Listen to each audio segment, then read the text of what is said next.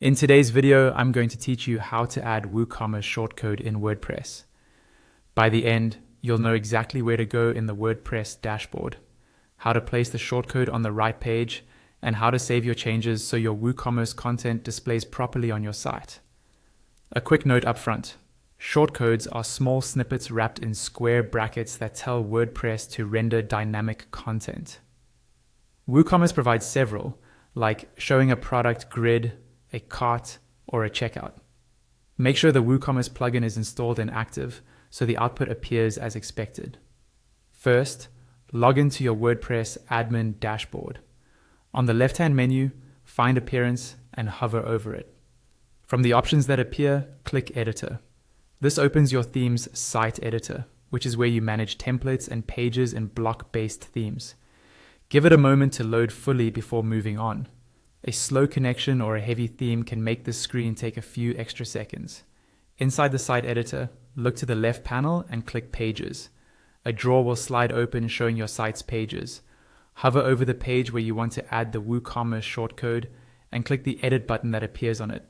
This takes you straight into the block editor for that specific page. If you have many pages, use the panel search to find the exact one you need. Once the page editor opens, go to the top left corner and click the plus icon to open the block inserter. A panel will appear with a search bar. Type shortcode, then select the shortcode block from the results. The block will be added to your page and you'll see a single field where you can enter your shortcode.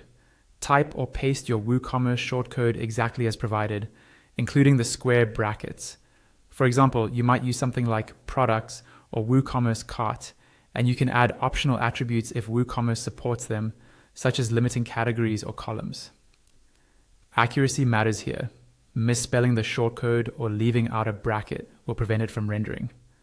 When you're done, click Save in the top right corner.